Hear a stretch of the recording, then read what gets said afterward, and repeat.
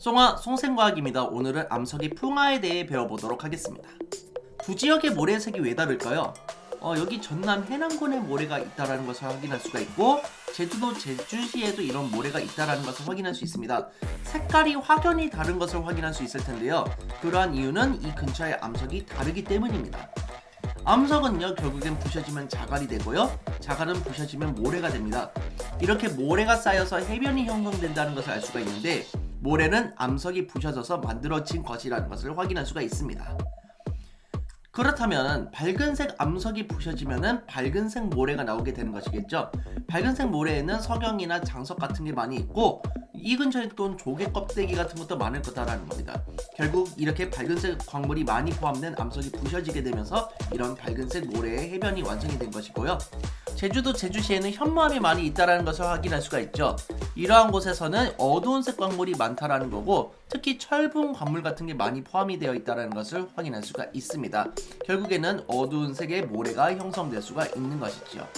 암석은 부셔지는 과정에서 독특한 생김새의 바위가 또 만들어지기도 합니다. 울릉도에는 거북바위가 있다는 것을 알 수가 있고요.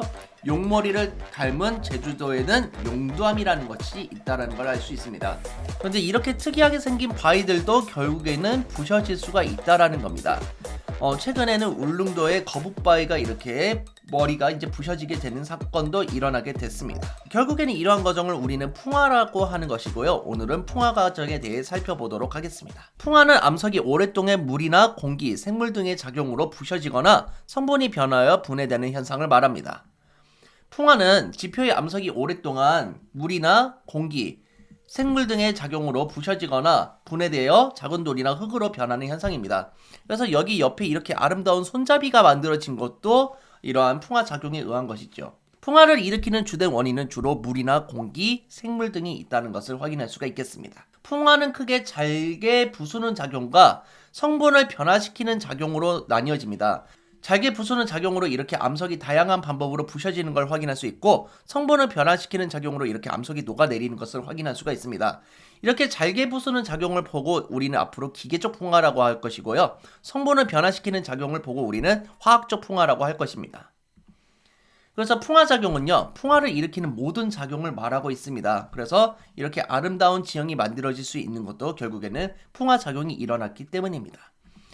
이런 풍화작용을 하나씩 살펴보도록 할 텐데요. 첫 번째는 물이 어는 작용입니다. 암석등에 물이 스며들면서 얼면은 암석이 부셔집니다. 물이 얼게 되면은 부피가 증가하게 되면서 기존의 암석을 옆쪽으로 밀어내게 됩니다. 그러면서 힘이 가해지게 되면서 부실 수 있게 되는 겁니다. 특히 이렇게 물이 얼음으로 잘 되는 곳이 바로 남극입니다. 이렇게 큰 조각으로 부셔지는 예도 확인할 수가 있겠습니다. 식물의 뿌리 작용은요, 암석의 틈에 식물 뿌리를 내리면은 암석의 틈이 벌어지면서 암석이 부셔지게 됩니다. 결국에는 이 암석의 틈에 그 뿌리가 들어가고 이 뿌리가 생장을 하게 되면서 그 틈이 벌어지면서 암석이 부셔진다는 것을 확인할 수가 있습니다. 그래서 암석을 틈을 파고든 식물의 뿌리가 점점 크게 자라면서 암석을 부순다라는 사실 꼭 확인해 두시면 되겠습니다. 압력 변화에 의한 작용을 살펴보도록 할 텐데, 지하 깊숙한 곳에서 암석이 땅 위로 올라오게 되면은 기존에 누르고 있었던 압력이 줄어들게 됩니다. 그러면서 암석의 겉부분이 얇게 벗겨지면서 떨어지는 현상을 관찰할 수가 있는데요. 지표에 드러난 압력이 약해져서 부피가 커지고 틈이 생긴다라는 거고, 물과 공기가 스며들게 되면서 암석의 겉부분이 얇게 벗겨지게 됩니다. 이걸 보고 우리는 방리작용이라고 한다라는 것도 확인할 수가 있겠습니다.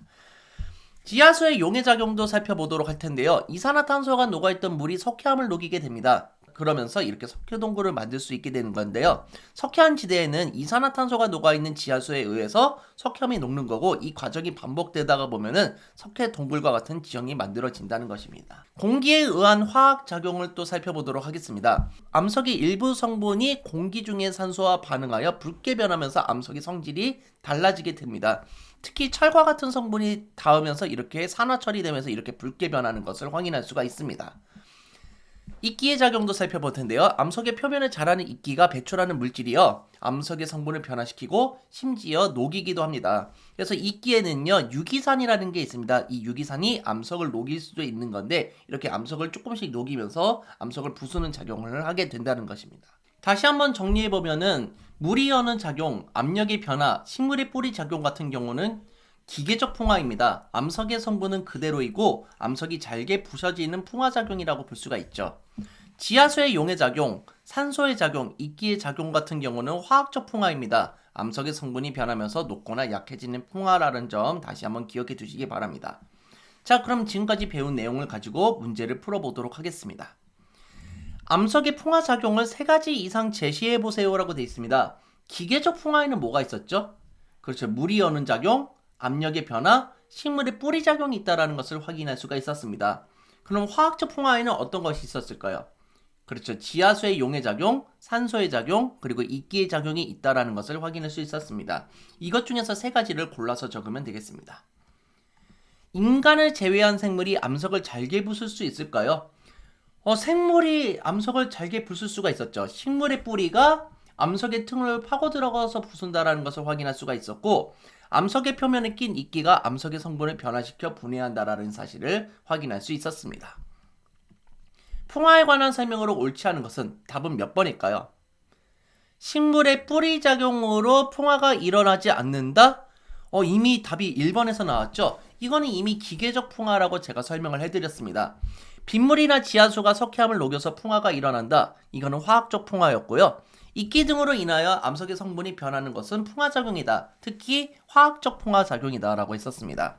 지하 깊은 곳에서 생성된 암석이 지표로 드러나면서 압력이 낮아져서 풍화가 일어난다. 이거는 기계적 풍화라는 것을 알 수가 있고요. 추운 지역에서 물과 얼음의 작용으로 암석이 깨지는 풍화가 일어난다. 기계적 풍화에 해당된다는 것을 확인할 수 있습니다. 자, 다음 이 시간에는 우리 인간들이라든지 다양한 생물들이 살아가는 장소가 있습니다. 바로 토양인데요. 이 토양이 만들어지는 과정에 대해서 알아보도록 하겠습니다. 자, 이 영상이 즐거우셨으면 좋아요, 구독하기 부탁드리겠습니다. 여러분 감사합니다. 송바.